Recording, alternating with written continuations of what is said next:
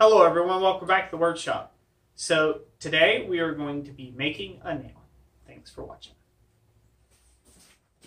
Okay, before we get started, here's the things you're going to need to take and make a nail. You're going to need a nail header. You're going to need your nail stock. And you're also going to need a hardy tool. It's about that simple. So the basic principle of a nail is you're drawing out the stock material to the length and the desired thickness that the nail that you would like to produce is. And then you're cutting it off slightly above that point and putting it into the nail header itself, and that will form, that unreduced cross-section will form the head of the nail. Now, I will go ahead and state this right off the bat. I am not much of a nail maker myself, but I do know a few things about making some nails, as I've made about, maybe 100 or 200 different nails in the entire time that I've been blacksmithing, which is very low amount of making nails. So you can take what I know with a grain of salt when it comes to this. But you want to orient your anvil where the hardy tool is to your left if you are a right-handed smith.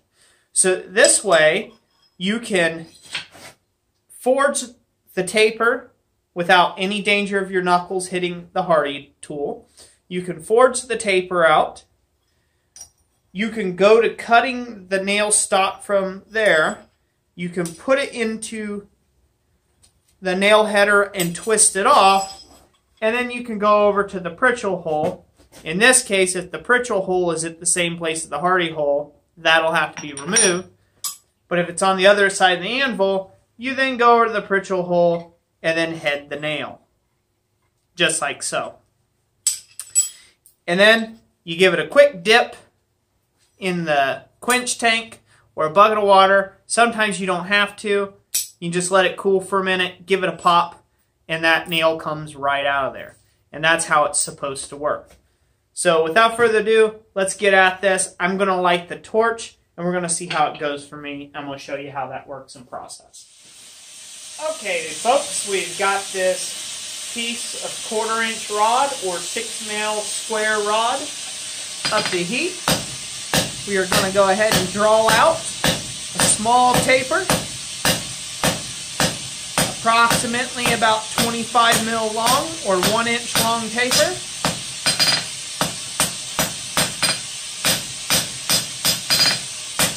Clean that up. And as you see here, should fit in the nail header like so. And since this is 1/4-inch rod, we're going to go 1.5 times that 1/4-inch or that 6 mil. And you go ahead and mark this. We're going to go ahead and take another heat on that there. Now I'm using a torch simply because I didn't want to light the forge. I've got to run across town here real quick, so I just wanted to use the torch on this to do a real quick demonstration of this and how it's supposed to work. I want to showcase this real quick.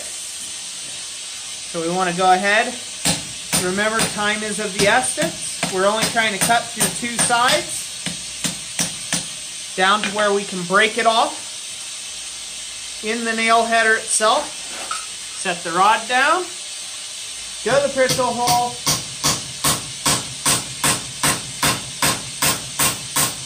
and voila, you want to set the nail. Now if you get over ambitious and you try to hammer on that nail too quickly to knock it out of there, you're going to go ahead and break off the tip of this thing, which is never any good. So now we'll cool this off.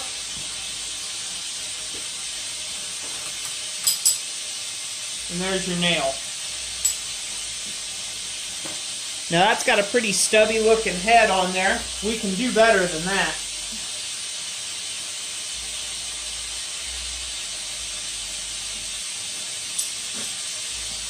So let's give it a try.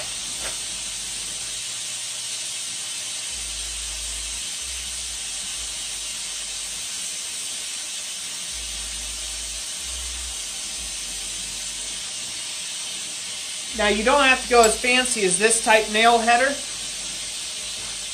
A long time ago I made a nail header that just looked like this. This was a piece of bar that was just upset on both ends and then a square punch driven through it. And this is perfectly acceptable as well. I didn't give a starting stock size because nails, they come in all sorts of sizes and shapes and thicknesses and things of that nature. So let's get this good and hot. We'll get it up nice and hot, and we'll go to forging on it.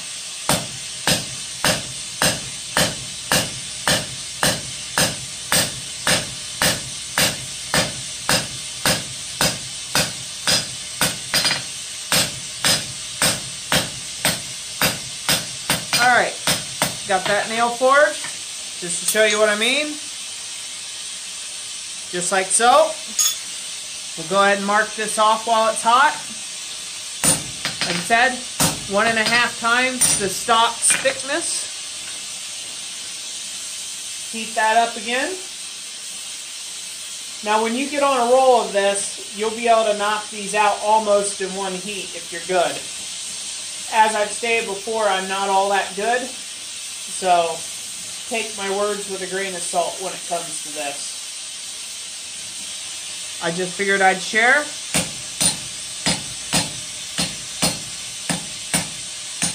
And unlike that other one, we're going to go ahead and heat this up one more time. Make sure we've got enough heat in that nail head there.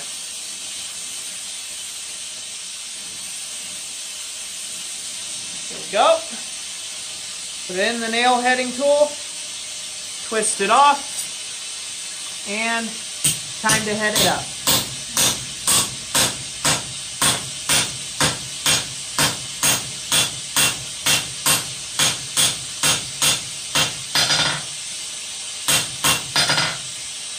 Alright, now we'll cool her off.